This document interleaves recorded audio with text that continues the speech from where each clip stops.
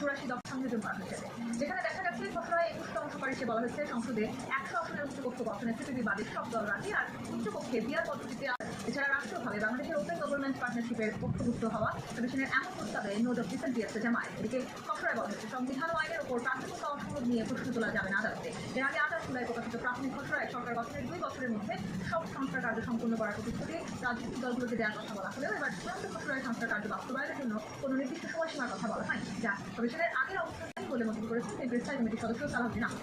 অন্যদিকে আবার নির্বাচনের আগে সংস্কার বাস্তবায়নের দাবির সমালোচনা করে বিএনপির সিনিয়র যুগ্ম মহাসচিব রুহুল কবির রিজভীর প্রশ্ন তুলেছেন, মঈনুদ্দিন ফখরুদ্দিনও সংস্কার করেছিলেন, কিন্তু সংস্কার করে লাভ কি হয়েছে? তার মতে সংস্কার করে কার্যক্রম করলেও ভয়ঙ্কর বিপদ নেমে চলে গেলেও এবারও কি সেই সম্ভাবনা আছে? এছাড়া করছিলাম আপনি বলছিলেন নোট অফ ডিসেন্ট সহ সনদ প্রকাশ করা উচিত নয়, কেন আসলে নোট অফ ডিসেন্ট সহ এই সনদ প্রকাশ করা উচিত হয়নি সেটি আসলে নিজে আমাদের একটা সনদ হওয়া উচিত ছিল, যেটা সবগুলোতে যতগুলো লেখা থাকবে তার মধ্যে সবগুলো দল একমত। জামায়াত ইসলামী একটা দিয়েছে, ওরা আপনি করলেন একইভাবে অন্যরাও অনেকগুলো দিয়ে থাকে। আমরা যতগুলো, যেটা আইডিয়াল হওয়া উচিত ছিল, যতগুলো একমত হবো সেগুলো একটা সনদ হবে সাইন করলাম, মানে আমরা সবাই সব কিছুতে একমত। বাকি যার যার যেটা একমত হওয়া হয়নি সেটা পলিটিক্যাল এজেন্ডা বা পলিটিক্যাল ইস্যুতে করবে। ধরুন আপার হাউসে থাকা প্রতিপক্ষ এভাবে বলি যে প্রতিদ্বন্দ্বী বিএনপি ক্ষমতায় যাওয়ার পর বা জামায়াত যদি ক্ষমতায় যায়, জামায়াত যদি তার নোট অফ ডিসেন্ট উচিত ছিল যতটুকু করা, সেই কারণে এটা লিখেছিলাম নোট অফ ডিসেন্ট অসম্ভব। কিন্তু এই যে আসলে নোট অফ ডিসেন্ট সনদ প্রকাশ করা উচিত বা উচিত না সেই বিতর্কের বাইরে আমি মনে করি হবে। যেমন ধরুন মৌলিক সংস্কার, সংবিধান সংস্কারের যে কোর জায়গাগুলোতে আমরা একমত করি, আমাদের নিম্ন আদালতও সরকারের কোনো নিয়ন্ত্রণ থাকবে না, সচিবালয় সভা আলাদা হয়েছে, আমাদের কোর্টের বেঞ্চ, হাইকোর্টের বেঞ্চ স্থায়ীভাবে বিভাগে দেবে, উপজেলায় কোর্ট সব সিদ্ধান্ত নিয়ে আমরা 70 অনুচ্ছেদকে যথেষ্ট অ্যাকসেপ্টেবল একটা জায়গায় দিতে অ্যাগ্রি করেছি। আমরা অ্যাগ্রি করেছি প্রায় বসে থাকতে পারবেন, আমরা কি কিছু করতে পারি। আর আইনের তো অসংখ্য একমত হয়েছে। আমরা নির্বাচন কমিশন, বিএনপি সব কমিশন সরকারের হাত থেকে থাকতে চাই। আপনি বললেন, আমি ডক্টর মোহাম্মদ আব্দুল মান্নান আপনার কাছে ক্ষমতা যেতে চাই কি দল, এই বক্তব্যের মধ্যে থেকে সামনে আপনারা বিএনপি থেকে আপনারা বিএনপিকে বুঝেছেন, কিন্তু নোট অফ ডিসেন্ট আসলে থাকতেই পারে, রাষ্ট্রের সংস্কৃতি তো আসলে এখন হবে না। তাহলে কেন নির্বাচন আপনারা মনে করছেন না যে আসলে জুলাই সনদকে সামনে রেখে যে রাজনৈতিক ঝড় কিংবা এক ধরনের আশঙ্কার কথা আমরা দেখতে পাচ্ছি সেটি আসলে। আপনাকে ধন্যবাদ এবং আমার সভালোচন যারা আছেন সবাইকে ধন্যবাদ জানাচ্ছি। আপনি উত্থাপন করেছেন যে জামাত বলছে যে যেন তেন নির্বাচন চায় না। হ্যাঁ, কত তো রাইটই আমরা বলছি। 54 বছরে আমরা বাংলাদেশ চাওয়া পাওয়াকে প্রাধান্য দিতে যে আমরা আমাদের একটা সুষ্ঠু নির্বাচন এবং একটা সুস্থ সংবিধান এবং আমাদের রাষ্ট্রীয় কাঠামো না হতে পারে, যার কারণে বাংলাদেশে বারবার বিভাজনের হচ্ছে। এই হানাহানির রাজনীতি, মারামারির রাজনীতি, ফ্যাসিবাদ যাতে আর ফিরে না আসে, এই রাজনীতিটার জন্য আর কখন আসতে না পারে সেই ছিদ্রটা আমাদেরকে বন্ধ করার দায়িত্ব নিতে হবে রাজনীতি হিসেবে। এই জন্য বাংলাদেশ জামাত ইসলামী তাৎক্ষণিকভাবে কোনো কিছু গেইন করার কথা কখনোই বলে না। বাংলাদেশ জামাত ইসলাম সবসময় একটা স্থায়ী সমাধানের কথা বলে, যার কারণে আপনারা দেখেছেন যে 96-এ তত্ত্বাবধায়ক সরকারের যে ফর্মুলা, এটা বিএনপি তো চায় নাই। পরবর্তীতে জনগণের দাবির মুখে বিএনপি সে রাষ্ট্র পরিচালনায় কোনো ভূমিকা রাখতে পারে না। এই যে বাংলাদেশের একটা মানে অ্যাসিস্ট হওয়ার জন্য আওয়ামী লীগের পক্ষে যে সুযোগটা তৈরি হয়ে গিয়েছিল, কিন্তু এভাবে তখন কিন্তু আপনাকে ব্যালেন্স করতে হয়, ঢেউ আসলে অন্য কোনো জায়গায় আসলে যাতে এটা ব্যালেন্স থাকে, ডুবে না যায়, কিন্তু আমরা সেই জায়গাটাকে তৈরি করে দিচ্ছি। এবং আপার পক্ষে যে পেয়ারের কথা এসেছে আর সকল প্রায় 2-1টা দল বাদে আর সবাই চাচ্ছে যে না, এটা সত্যিকারের আনুপাতিক হারে, ভোটের আনুপাতিক হারে ভোট, তাহলে সেই জায়গাও বিএনপি কিন্তু এখন বেশ কিছু কিন্তু ছাড় দিয়েছে, তারা হয়তো নিজেদের জায়গা থেকে অবস্থান পরিবর্তন করে এখানে এগিয়ে এসছে। কেন আসলে জামায়াত ইসলাম কোনোভাবে এই কিছু ছাড় দিতে পারে? ইয়েস, আমি ম্যাডাম জানেন যে এখন জনগণের সামনে যখন এই নোট অফ ডিসেন্টের বিষয় এবং কোন রাজনৈতিক দলের কোন ইস্যু নিয়ে কি অবস্থান আছে, জনগণের কাছে যখন এটা ক্লিয়ার হয়ে যাবে, তখন আমি এটা বলতে চাই যে জনগণের আমি তো শেষ করি, এরপর আপনি আপনার সময় বলবেন। জনগণের চাপ তৈরি হতে পারে, নাম্বার 1।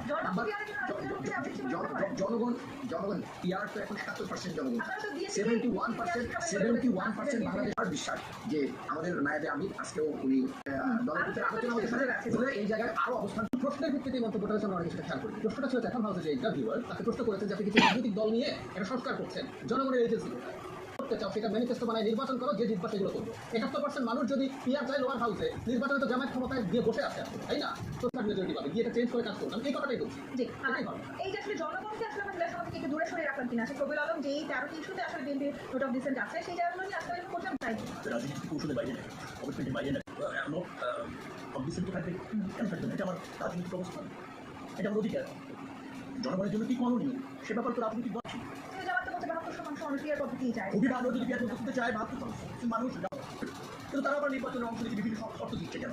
এত জনপ্রিয় দল কোন জনমত, কার পক্ষে জনমত দল দিয়েছে সেগুলি সরকার কিন্তু ঐক্যমত কমিশন বলেছিল কোন রাজনৈতিক দল কোন অবস্থান নিচ্ছে সংস্কারের বিষয় সেটা প্রকাশ করতে চায়।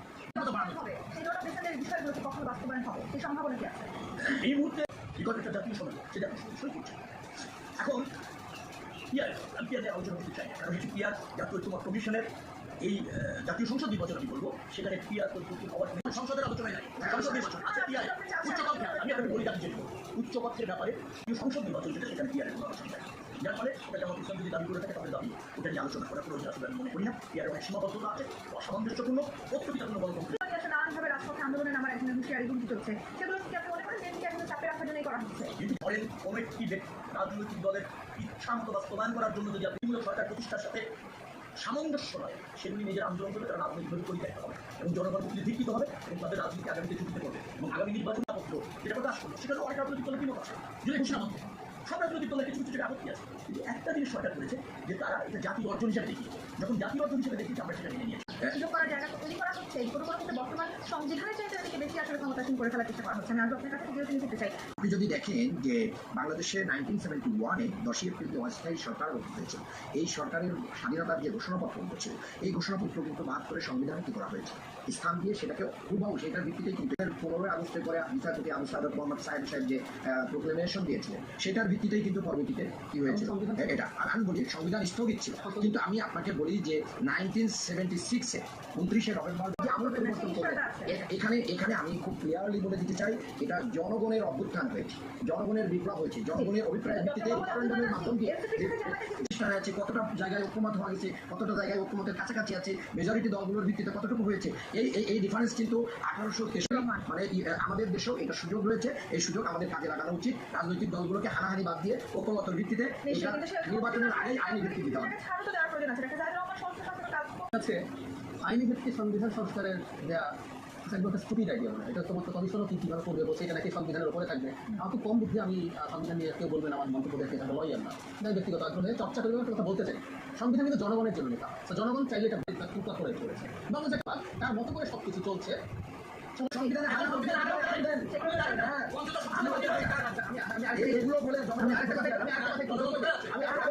দর্শকদের উদ্দেশ্যে একটু সংবিধান নিয়ে কথা বলি। সংবিধানে না থাকা কাজ আমরা করতে পারি, যেমন ধরেন আমরা একাদশ সংশোধনী করেছিলাম, আমাদের একজন প্রধান বিচারপতি উপরাষ্ট্রপতি হয়েছিলেন শাহাবুদ্দিন সাহেব, আবার উনি চলে গেছেন, তো আমরা সংবিধান ভেঙেছি, সংবিধানে নাই।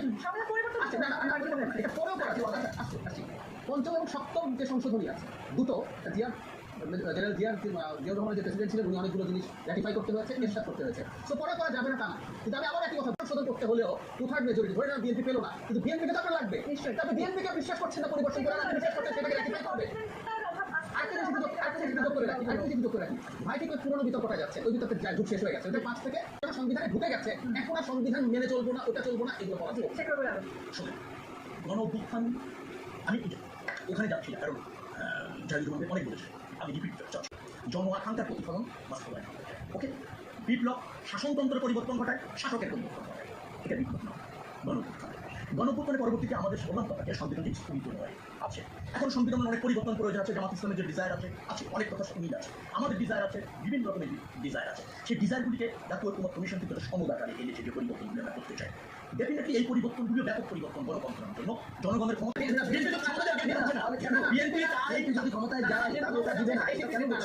যাচ্ছে, এটা জামাত স্বীকৃতি দেয়। কিভাবে জানেন? একটা উদাহরণ দিই, জামাত এনসিপি প্রায় দেখি জামাতের এনসিপি নেতারা সমালোচনা করে বিএনপি নির্বাচন চায়, কারণ নির্বাচিত হয়ে তারা চাঁদাবাজি করতে চায়।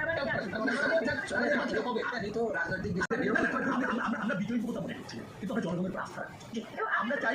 এই যে 13টি সংস্কার প্রস্তাব আসলে আপনারা বলছেন নোট অফ ডিসেন্ট আছে, সেখানে অধিকার বক্তব্য হয়েছে রাজনৈতিক দলগুলো যে তারা আসলে নির্বাচিত হলে এগুলো বাস্তবায়ন করবে 2 বছরের মধ্যে, কিন্তু যে ইস্যুগুলোতে নোট অফ ডিসেন্ট আছে সেগুলো আদৌ বাস্তবায়ন হবে কিনা, তার মানে এই ঘটনাটি প্রস্তাব তার মধ্যে মাত্র 13টি নোট অফ ডিসেন্ট দেওয়া হয়েছে। নোট অফ ডিসেন্ট মানে এই আছে, ওটা আমরা ডিজাইন করছি। নোট অফ ডিসেন্ট মানে হচ্ছে ওই কলিজা খুলে নিয়ে আসলে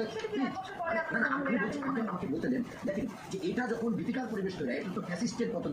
এবং আপনার কি বলবো যে আমাদের হাবিব ভাই, ফজলুর রহমান শেখ, দুদু ভাইরা ওরা দেশের মাস্তারির ক্ষমতায় আসতে চায়। আমরা সেই জেরোতন করে আগের হাসিনা মার্কার যে নির্বাচনগুলো ছিল সেই নির্বাচন আমরা বাংলায়। আচ্ছা, আমি এই সমস্ত কথার উত্তর দেওয়ার কি থাকে, সস্তা কথা এসে বলে জামাত ইসলাম কোনো রাজনৈতিক দল আমি মনে করি না। তারা ঢেলে সাজানোর চেষ্টা করছে, হ্যাঁ হাসিনার পতনের পর সে কিছুটা ভেঙে পড়েছে, তাদেরকে উপযুক্ত যোগ্য যারা আছে তাদেরকে পদায়ন করে আরও 6 মাস পর সেনাবাহিনীকে সর্বাধিক সংখ্যক আপনার